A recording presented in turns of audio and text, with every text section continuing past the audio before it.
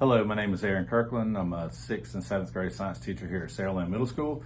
Today I'll be interviewing our instructional coach, Ms. Carmen Nidberg, and one of our school counselors, Ms. Lila Smith, here at Saraland Middle School. Thank y'all for participating today.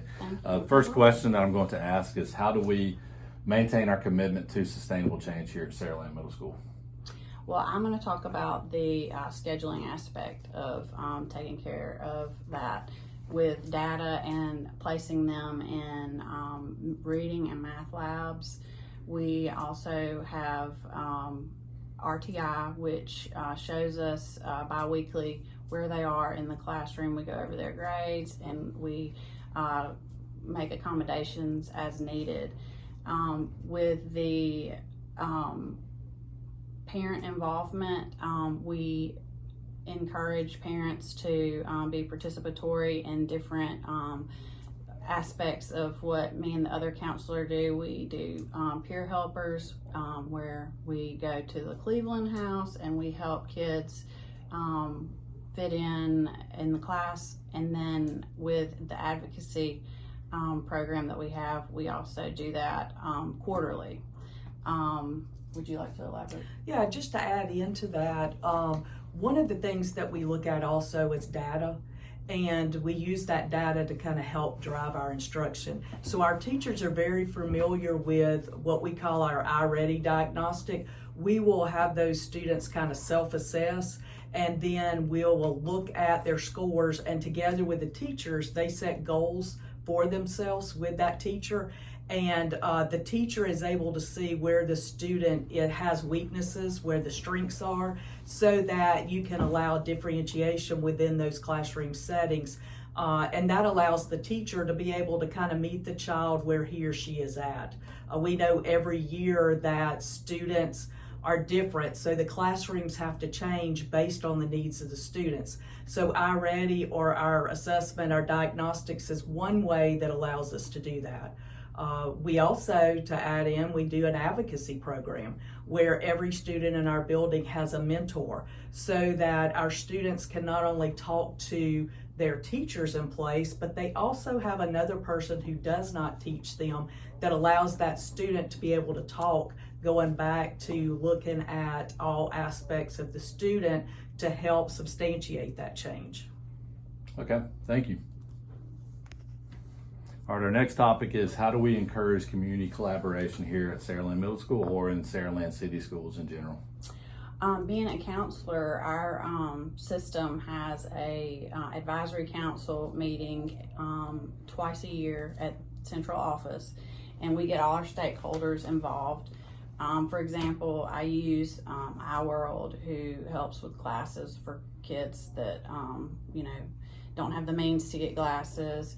We invite different church leaders to come and listen, because they all help us, whether it be with bills that needy families need to have covered, groceries, weekend bags, you name it, they've done it, school supplies.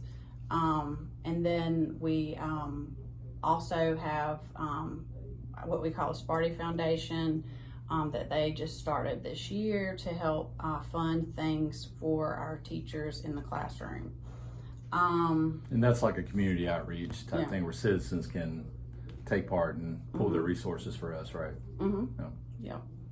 And then what we raise from the Sparty Foundation will then allow teachers to write grants and be able to have additional things in the classroom that before they may not have been able to have gotten with their allocation.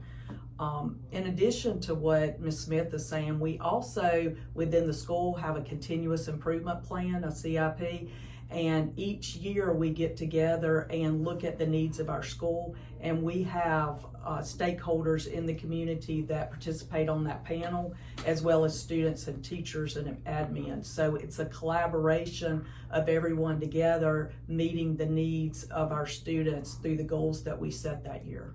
Yeah, and also our school goes to the Cleveland House every month, which all the clubs and organizations within the school. And the Cleveland House is a facility for special needs citizens in our community. that are adults. Yep. And then the red ribbon, we always pick a community service project. And we actually do a community service project with our pageant as well. All right. Thank you. Okay, and our last topic is, what is our vision for a thriving and empowered rural school or community here at Saraland Middle School or in the city school system in general?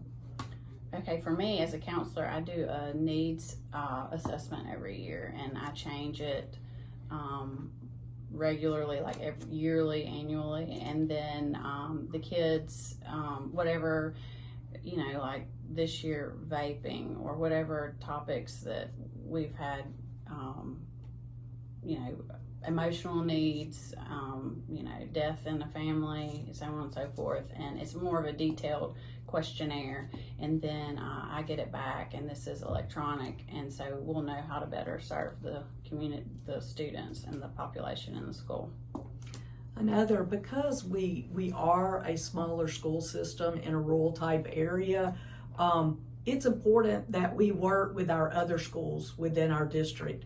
And so we do a lot of vertical alignment with them, where we transition our students, allow our students to kind of go to the high school or the elementary school, come to the middle school, to kind of break those barriers and make those students more comfortable. In addition to that, we set goals. We set goals for our school individually, as well as for our district as a whole. And then we work together to accomplish those goals. We include the teachers and students in those goals that we set as a school body. And those, because the students know it, because the teachers know it, because we all work on it together, then you have more buy-in.